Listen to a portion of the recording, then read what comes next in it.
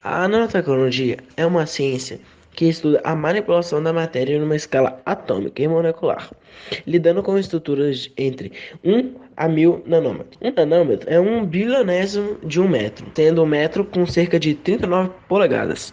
Pode ser utilizado em diferentes áreas, como a medicina, a eletrônica, a ciência da computação, a física química, a biologia e a engenharia dos materiais. Os cientistas sabem que as substâncias se tornam mais reativas à medida que suas partículas diminuem, porque a área superficial é maior em relação ao volume, proporcionando uma superfície maior no qual pode ocorrer reações químicas para uma determinada quantidade de substância.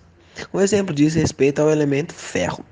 Um moinho de ferro não queima, mas essa mesma quantidade em um pó extremamente fino se inflama espontaneamente quando é exposta ao ar. Da mesma forma, substâncias normalmente inertes podem sofrer reações químicas inesperadas no corpo humano ou no meio ambiente quando em forma de nanopartículas. Um estudo científico descobriu que alguns tipos de nanotubos de carbono se assemelham a fibras de amianto em suas dimensões e forma.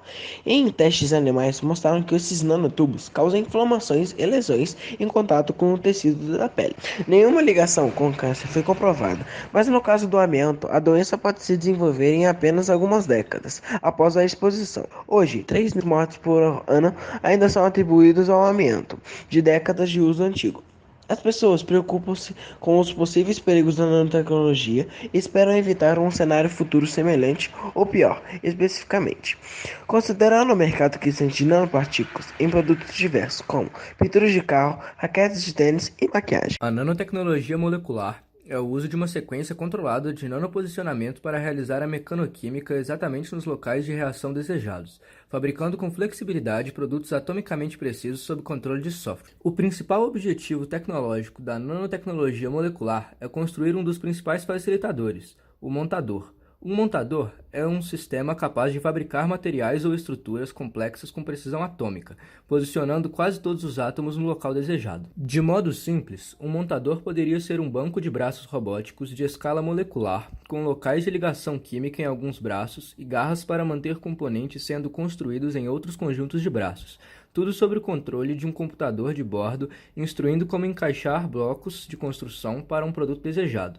De manhã, esse montador pode fazer módulos de memória de computador, à tarde pode fazer manipuladores médicos, mais tarde pode ser programado para construir dispositivos de armazenamento de energia. Prevê-se que a nanotecnologia molecular seja a tecnologia mais poderosa desenvolvida pela humanidade. Isso levará a grandes mudanças em nossa civilização. No entanto, 3 avanços importantes são necessários: nanomanipulação, mecanoquímica e design de sistema.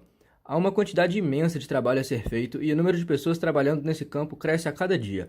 Com esse esforço crescente, não há dúvidas de que veremos grandes passos em direção ao objetivo de criar nanotecnologia molecular nos próximos 10 anos. Usando nanopartículas na fabricação de células solares, tem os seguintes benefícios. O custo de fabricação é reduzido com o resultado do uso de um processo de baixa temperatura semelhante à impressão, em vez do processo de deposição a vácuo de alta temperatura, normalmente usado para produzir células convencionais feitas com material semicondutor cristalino. Os custos de instalação reduzidos, alcançados através da produção de rolos flexíveis em vez de painéis cristalinos rígidos. Células feitas de filmes finos de semicondutores também terão essa característica. As células solares de nanotecnologia, atualmente disponíveis, não são tão eficientes quanto as tradicionais, porém seus custos mais baixos compensam isso.